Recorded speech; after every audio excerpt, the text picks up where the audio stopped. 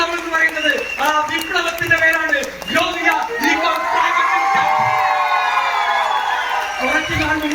കുറച്ച് ദിവസങ്ങൾക്ക് മുമ്പ് നമ്മുടെ പഴയ സഹയാത്രികർ കുറച്ചുപേർ പറഞ്ഞു, ഞങ്ങളാണ് വലിയവർ, അവർ 6 or 7 പേരടങ്ങുന്ന ചെറിയൊരു കൂട്ടം മാത്രമാണെന്ന്. എനിക്ക് അവരോട് ഈ വേദിയിൽ വെച്ച് നിങ്ങളെ സാക്ഷിയാക്കി ഒരൊറ്റ കാര്യമേ പറയാനുള്ളൂ. കൂട്ടത്തോടെ വേട്ടയാടി ഭക്ഷിച്ച നിങ്ങള്, ഒറ്റയ്ക്ക് വേട്ടയാടി കാട് ഭരിച്ച സിംഹത്തിന്റെ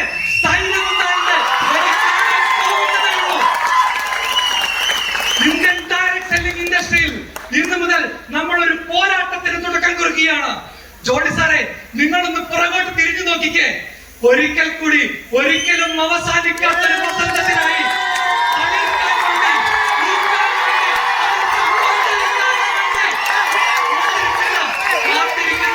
സ്വപ്നങ്ങൾ കൊണ്ട് കാത്തിരിക്കുന്ന ഒരുപാട് മനുഷ്യരെ നിങ്ങൾക്ക് കാണാം സാർ. അവർ ഇനി ഒരിക്കലും തോൽക്കാൻ പാടില്ല.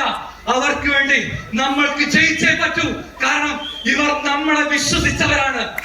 പ്രശസ്തമായ ബൈബിളിൽ, വിശുദ്ധ ബൈബിളിൽ ഒരു വാചകമുണ്ട്, ഭയപ്പെടേണ്ട, ഞാൻ നിന്നോട് കൂടെയുണ്ട്, സംഭ്രമിക്കേണ്ട, ഞാനാണ് നിന്റെ ദൈവം, നിന്നെ ഞാൻ ഉയർത്തുകയും നിന്നെ ഞാൻ സഹായിക്കുകയും ചെയ്യും, നിങ്ങൾ വിശ്വസിച്ചുകൊള്ളൂ. നമ്മളൊരു സാമ്രാജ്യത്തിന് ഇന്ന് തുടക്കം കുറിക്കാൻ പോവുകയാണ്. നിങ്ങൾ ഇന്നു മുതൽ ധൈര്യസമേതം സ്വപ്നം കണ്ടുകൊള്ളൂ. നിങ്ങൾ ധൈര്യസമേതം ആത്മവിശ്വാസത്തോടു കൂടി മുന്നോട്ട് പോയിക്കൊള്ളൂ. നിങ്ങൾ വീടില്ല, നിങ്ങൾ വീഴുന്നിടത്ത് താങ്ങാൻ ഞങ്ങളുടെ കരങ്ങളുണ്ടാകുമെന്ന്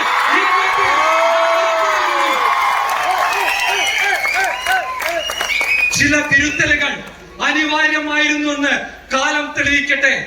ഒരിക്കലും അവസാനിക്കാത്ത ഒരു വസന്തത്തിനായി നമ്മൾ ഇന്നു മുതൽ തളിർക്കാൻ പോവുകയാണ്, പൂക്കാൻ പോവുകയാണ്, പടർന്ന് പന്തലിക്കാൻ പോവുകയാണ്.